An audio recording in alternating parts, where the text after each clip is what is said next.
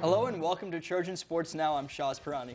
And I'm Seth Carpenter. Stick around as we bring you the latest news and scores from Troy Athletics. The Trojan football team hit the road for the first time this season on Saturday and got their first road win in the process. The Trojans defeated the Akron Zips 35-7 in Akron, Ohio. Caleb Barker accounted for 4 touchdowns, and Troy's defense limited Akron to just 242 yards of total offense and forced their first turnover of the season. Barker completed 27 of 37 passes for 214 yards with 3 touchdowns while rushing for 42 yards on 8 carries and a touchdown while committing only 1 turnover.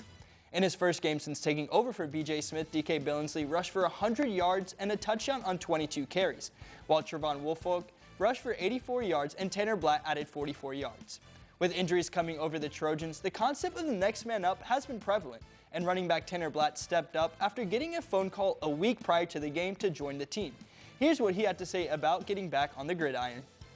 There was a little bit of pressure going into it, just because obviously it was my first time playing football in years, but I knew what I was capable of, so I really had to tell myself to stay calm but go hard at the same time, so slow and steady type attitude. And I really worked hard on practice, on staying focused, making the right reads, and therefore in the game it wasn't as nerve-wracking, but there was some pressure. I was a little bit nervous. Soccer team was on the road yet again Friday when they traveled up to Boone, North Carolina to take on Appalachian State. Troy Trojans and Appalachian State Mountaineers battled to a gritty 1-1 draw after playing to a scoreless draw through the first half. The Trojans nearly took the lead in the 54th minute when De Silva's backheel attempt missed the right-hand corner of the net by inches. Just 19 minutes later, the Trojans struck first off the right foot of sophomore Kate Eubanks, who received a pass from Maddie Brune and fired a shot past Appalachian State. In the final moments of regulation, the Mountaineers were able to tie the match off a corner kick, sending the Sunbelt opener to a overtime. The Trojans and Mountaineers both had chances in the 2 10-minute overtime periods, but neither side found the elusive golden goal. After tying their conference opener against App State on Friday, the Trojan soccer team suffered their first loss in conference play on Sunday. Troy dropped a close contest to Coastal Carolina 1-2 to wrap up their opening weekend of Sunbelt play. The loss snapped a 4-game unbeaten streak for the Trojans, while senior Haley Mercer made 3 saves in the loss to bring her total to 50 on the season. Coastal was able to score off a penalty kick after a handball was awarded in the box. Kendra Cashin made Troy's lone goal in the game to tie it back at 1 apiece, but then in the 79th minute, Troy allowed a header goal, which ultimately would be the downfall to their game. The score would remain in favor of Coastal Carolina for the rest of the match.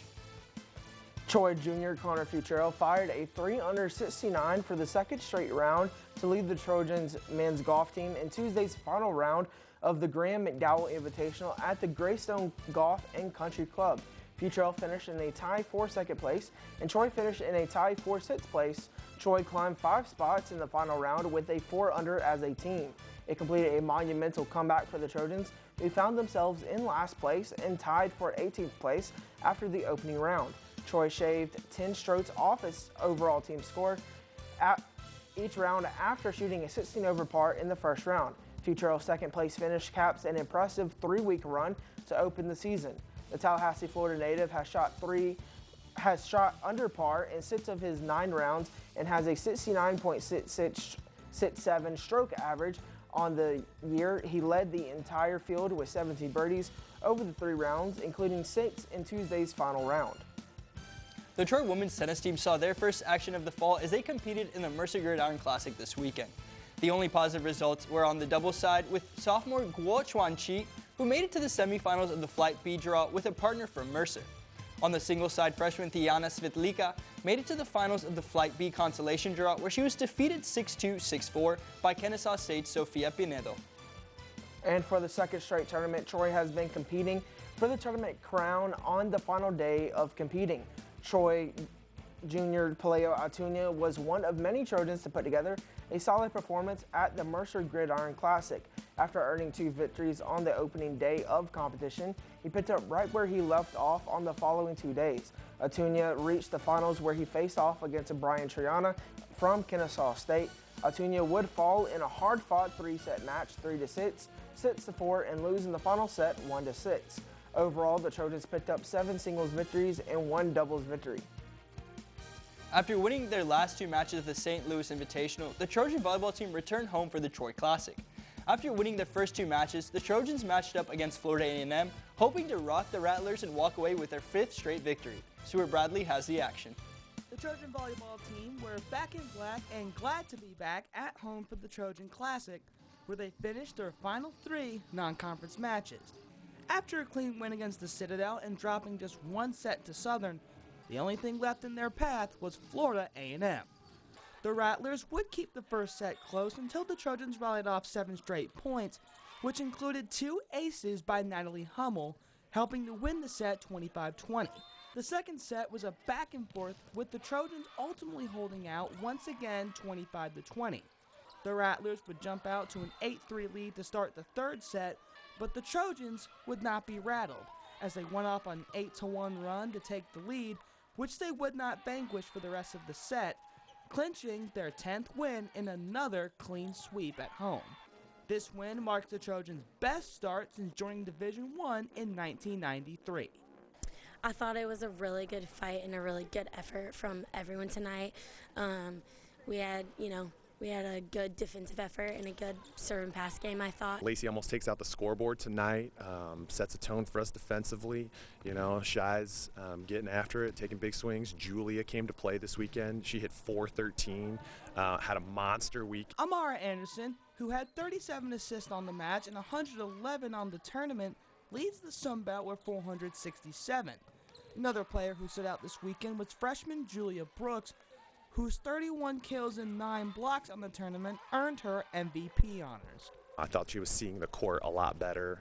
She continues to be very physical offensively and defensively at the net. Really did a good job blocking this weekend, especially against the back row attack. And so she gets better every week. Her volleyball IQ continues to increase, and so the future is very bright for her. The Trojans will start conference play this Thursday against Arkansas State. Stuart Bradley, Trojan Sports Now. And in other volleyball news, Amara Anderson and Julia Brooks have both received Sunbelt Player of the Week honors after the Trojan volleyball team swept the Trojan Classic this weekend 3-0. Anderson was named Setter of the Week, while Brooks was named Freshman of the Week. This is the 5th time in Anderson's career and 3rd time in the last 4 weeks she has received the honor. Brooks is the first Trojan to garner Freshman of the Week honors since 2014. Anderson and Brooks have been essential in Troy's best start with a record of 10 wins and 2 losses in non-conference play. Head coach Josh Lauer had some high praises about Anderson and her legacy. She's going to end up being the best setter that's ever played here. She's special.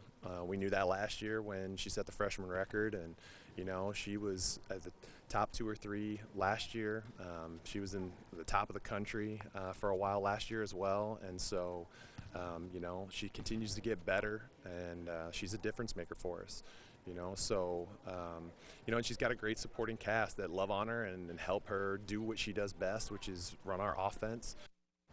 Still to come on Trojan Sports Now, we'll have a preview of the Trojan football team's matchup against Arkansas State.